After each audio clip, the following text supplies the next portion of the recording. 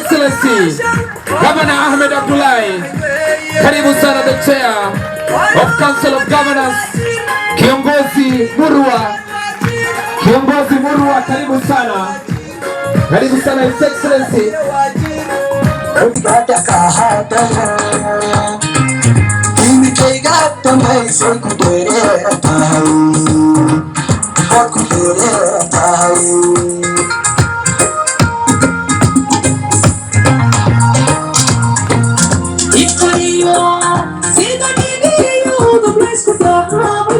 His Excellency the Governor. Where is Madam? Welcome, Her Excellency. Even you can join us, please.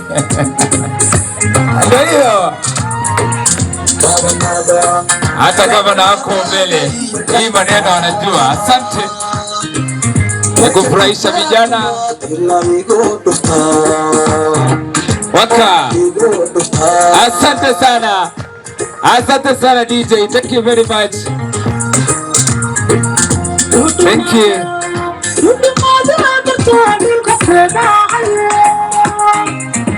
Asante sana. Thank you very much. Polytechnican sidii aan rabnay looma isticmaali hayo.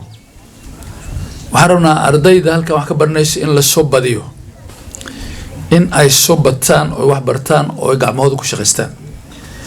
Haddaad dhahdeed shaqo ayaan sugi, bulshada way badate,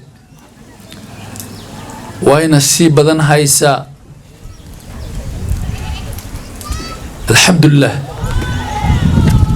adduun weynaha boqolkii qofba 5 qof kaliya aad dawladdu shaqeyso. boqolkii qofba shaqaale dawladeed waa 5 kaliya. shaqaale dawladeed markii la dhaana hatta kuwa oo United Nations u shaqeynaa way ku jiraan. marka dadka inta badan ayaga shaqeysto, ama beeraha ka shaqeystaano, ama fuundi ha noqdaano, ama ganacsato ha noqdaano. marka meeshan fursadda taalo waxa weeyaan in qofka aad wax barto oo gacantiisa wax ku sameeysan karo. marka waxaan ku bogaaminayaa wasiirka tacliinta iyo tiimkiisa in ay arday badan meeshan maaragtay ay ku soo biiriyaan oo ay keenaan si ay ardaydan maaragtay ay kaga faa'iideystaan mashruucaha badan oo halkan lagu sameeyo. marka walaalayaal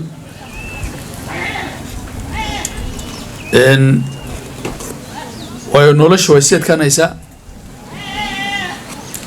Kenya wixii maanta ka jiro waad arkaysaan. Kenya haddaad magaalo ay tahay 5 saac aad dhex joogsatid ood baabuurka inaad ka soo dhex baxdid aad dhahdid maaragtay waxaan sameynaa barsad siyaaso oo lagu soo camiri. waxaan lagu soo camiri dadka waa shaqalaan ka jirto. marka shaqalaanta waxaan ugu bixinaa in mashruucaha nooca oo kala ah aan badino. meeshan waxaa laga bartaa si guryaha loo dhiso. sanadkan kali si shalay sheegay waxaan dhisaynaa 160 classroom. dhismooyinka loo fara badan waa jirayaan magaalada ma ka arki doonta. inta badan dadka noo dhisa waa Kenyaanka kale. fundiyaal meel kale ka imaade ayaa inoo shaqeeyo. guriyaheen haddaad tagtaan cunada waxaa ka kariyo dad meel kale ka imaade.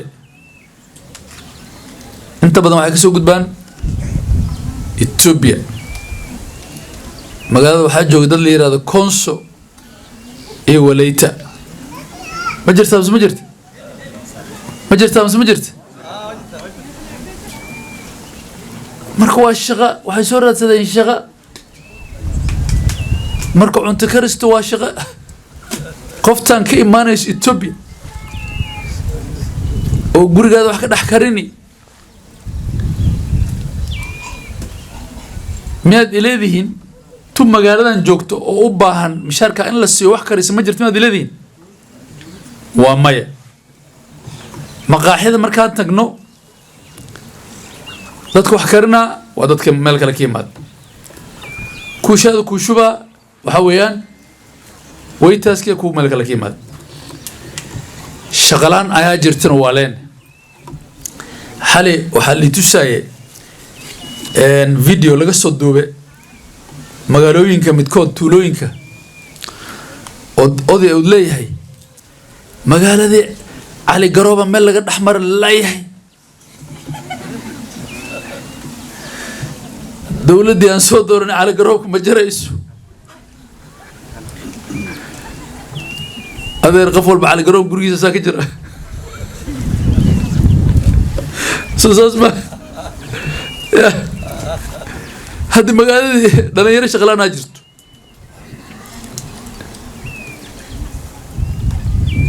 waa jirtaa inay countiga balaay dhahdo warni nimankan baajed waxaan kugu jiraan raadi lakin haddii la waayo kabayeel nin walba baangadu gurigiis ku haystaa adi markaa gurigaada kasoo bixi masaajidka u socoto cali garoobka waddada jeega iskama guri karti miya ya adeer nin walba gurigiisa haddii ku hor jaro wax cali garooba jiraaba ma walahaba marka bulshadii noocaasay noqotay bulshadii waxay noqotay bulsho qaf raba inaad gacan qaada aysan jirin bulsho wada siman bulsho qof walbaba aad rabo in loo shaqeeyo bulshadii waxay noqotay bulsho nin walba uu yahay becmustur ma ah contractor isii aan nin meel kale ka imaaday aan darsada fuundi ondhaha kac meeshaas kasoo dhis musqul ani lacagti aan qaatee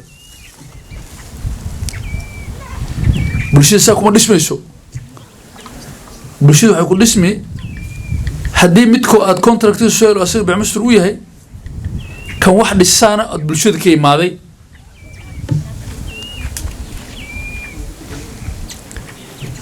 bulshada waxay dhismi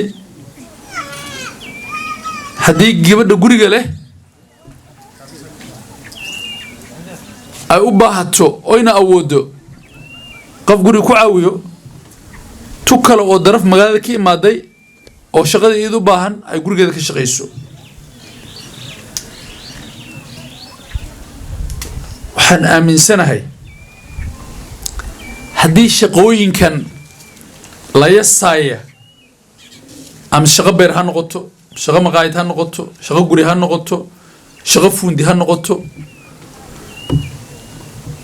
dadkeena ay wada qaban lahaayeen lacagta waddankan ku herayso inay badan lahayd dhaqaalaha uu kubci lahaa wax shaqalaana ay yeelan lahaayeen haddina soomaali waxaan kala yaabay أنا waxaan arkaa shaqada waardiyaha shaqa adag inay tahay shaqa orax la istaaga maanta albaab la furaa shaqa adag waay laakiin Soomaalidu waa jeceshay laakiin laba dhagax la isku saara Soomaalidu ma jeclo in ay la ragtaan in kala moog ya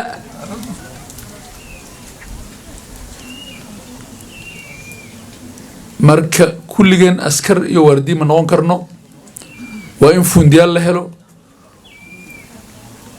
hadda qolada wata waxay ii sheegayeen waxay rabaan inay keenaan ilaa 400 oo generator oo halawsan ay ka soo aruuriyaan booholyada waayo ceelasha miyiga oo booholka la yiraahdo waxa ku tuuran mashiimaha halawsan oo la yiraahdo gensets generator